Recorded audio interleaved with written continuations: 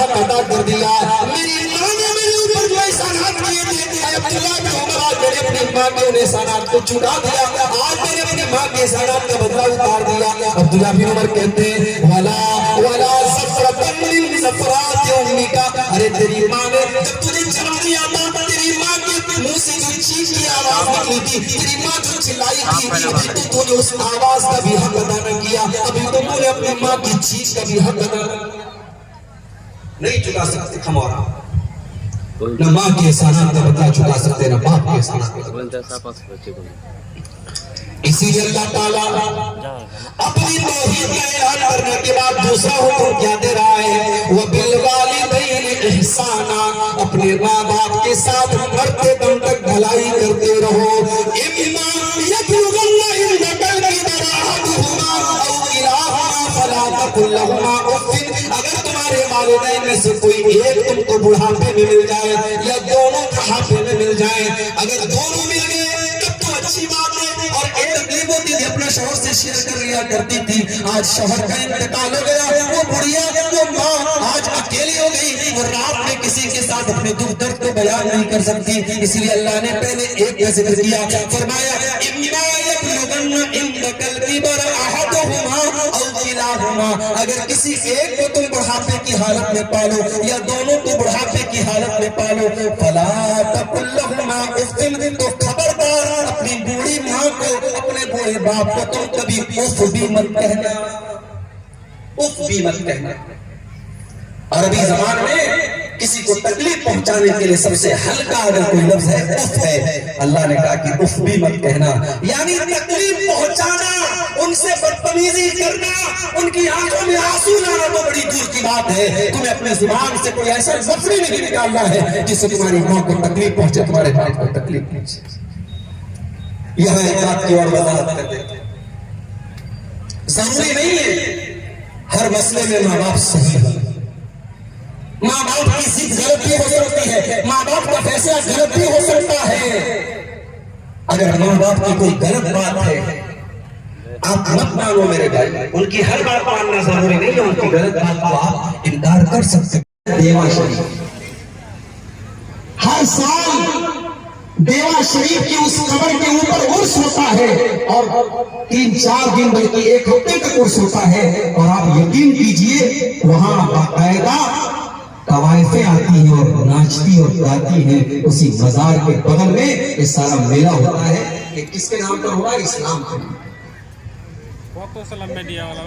یہ مسلمان کر رہا ہے, کسی قبر پہ جا کر کے سر جھکا رہا ہے, کسی بزرگ کے آگے جا کر کے سر جھکا رہا ہے, بے اولاد مانگنے کے لیے جا رہا ہے, بیمار شفا کے لیے جا رہا ہے. کتنی لڑکیاں ہیں, کتنی عورتیں ہیں, ان کو کہا جاتا ہے صاحب ان کے اوپر جنات سوار ہے, اور وہ علاج کے لیے ان قبروں اور مزاروں پہ جاتا ہے.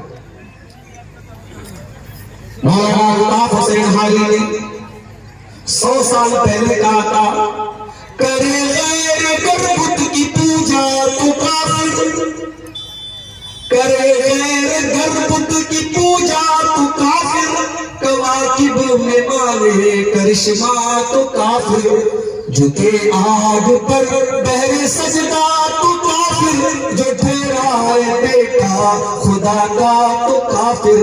مگر مومنوں پر کشادہ ہے راہیں, پرستش کرے شوق سے جس کی چاہے, نبی کو جو چاہے خدا کر دکھائے, اماموں کا رتبہ نبی سے بڑھائے, مزاروں پہ جا جا کے نظریں چڑھائے, شہیدوں سے جا جا کے مانگے دعائیں. نہ توحید میں کچھ فرق اس سے آوے, نہ اسلام بگڑے نہ ایمان جائے.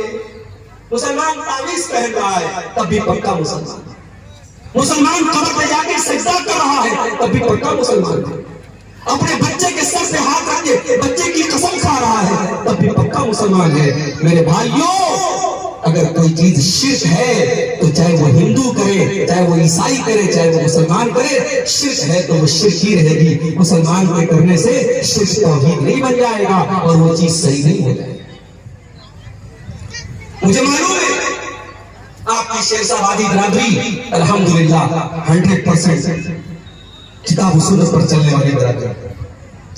یہ پوری قوم اہل حدیث قوم ہے، مگر آپ اسی سیمانچل کے علاقے میں اور آپ اسی قوم کے اندر جہالت کہہ لیجیے، اجنتا کہہ لیجیے، علماء سے دوری کہہ لیجیے، بہت سارے ہمارے بھائی اور بہنیں آج شرکی عمل کرتے ہیں. بچوں کے گلے میں تعویذ بھی کسی کسی گھر میں پہنا جاتا ہے، کسی گھر میں محرم، کسی علاقے میں محرم پر تعزیہ تک نکل چکا ہے آپ کے علاقے میں. اور بہت سارے ایسے کام لوگ کرتے ہیں جہالت کی وجہ سے جو توحید کے خلاف ہے. پہلی نصیحت اللہ تعالیٰ کی یہی ہے کہ عبادت اگر ہوگی تو اللہ شرک نہیں کرنا ہے.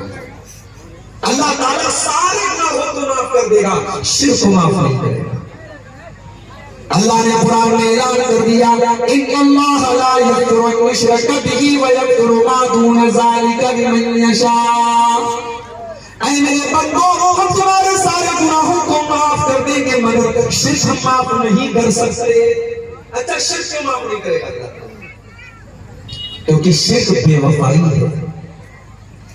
شرک کرنے والا اللہ کے ساتھ غداری کرتا ہے، بے وفائی کرتا ہے. پالنے والا اللہ ہے، پیدا کرنے والا اللہ ہے، آکسیجن دینے والا اللہ ہے، سانس چلانے والا اللہ ہے، تیرے دل کی دھڑکنوں کو چلانے والا اللہ ہے، تجھے روزی روٹی دینے والا اللہ ہے، تجھے کھلانے پلانے والا اللہ ہے. اور تو کسی اور سے جا کر کے اپنی بیوی بنانے کی فریاد کر رہا ہے، کسی اور کے آگے ہاتھ پھیلا رہا ہے. یہ تو وہی بات ہو گئی کہ کسی کی بیوی اس کو چھوڑ کر کے کسی اور مرد کے ساتھ چلی جائے تو دنیا کہتی ہے بڑی بدچلن عورت ہے، اپنے شوہر کے ساتھ بے وفائی کرتی ہے. اسی لیے اللہ نے قرآن میں جب زنا کا ذکر کیا تو زانی کے ساتھ اللہ نے مشرک کا ذکر کیا. اللہ نے فرمایا الزانی لا ينكح الا زانیۃ، الزانی لا ينكح الا زانیۃ او مشرکۃ.